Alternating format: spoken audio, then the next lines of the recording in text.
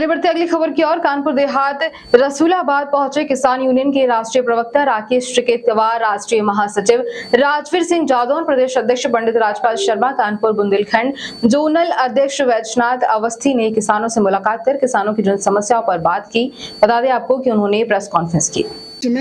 तभी दूसरा पक्ष नहीं तो छोड़ देना। ये दूसरा सवाल, अगर जवाब लड़के के पक्ष में, तभी प्रधानमंत्री ने तो इसको चिंताजनक बताया है और हम भी तो चिंताजनक ही बता रहे, लेकिन उनको लेकर कौन गया?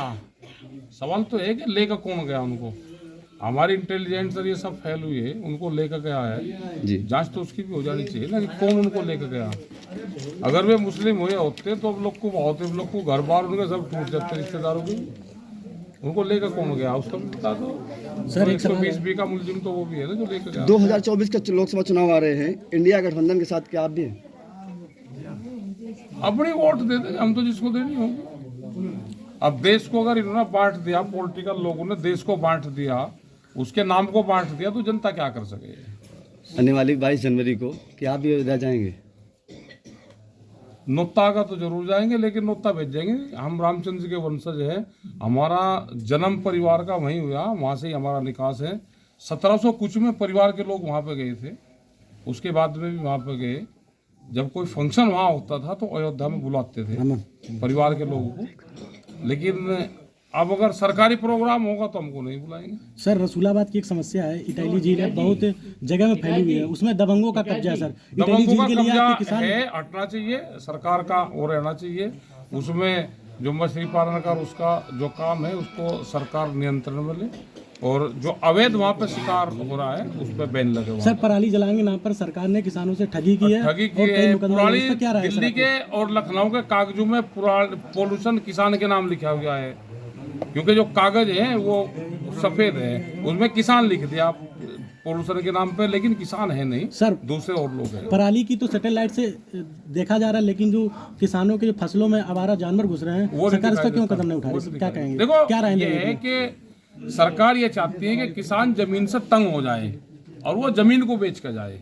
ये उनका बड़ा वो है कि किसान जमीन से हटर जमीन बेचे, वो पशु से तंग हो, पराली से तंग हो, पोल्यूशन से तंग हो, कर्जे में वो दबे, ये जमीन दे दें।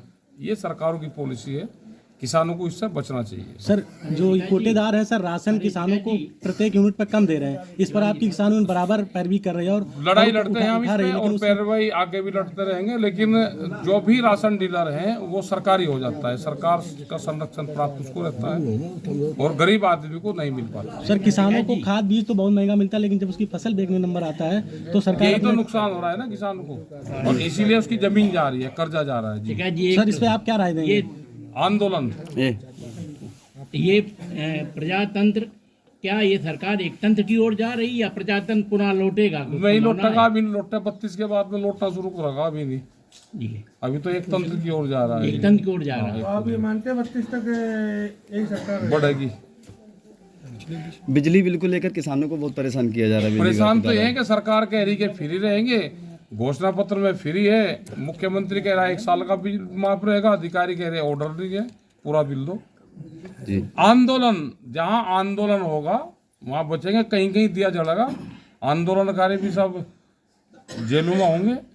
एक जिले से 200 लोग जाएंगे, आंदोलन समाप्त होगा। 24 के बाद में अगर ये सरकार आएगी तो और ज्यादा देश में हालात खराब होंगे। कैमरा कलम पे बंदूक का पहरा रहेगा, आंदोलनकारी जेल जाएंगे, सरकार के खिलाफ बोलने वाले जेल जाएंगे, ये यूट्यूबर जितने भी है ये सब बंद हो जाएंगे।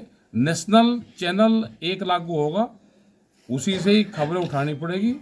सरकार का गीत गान जो गाएगा वो उसका प्रमोशन होगा, जो विरोध करेगा जेल जाएगा।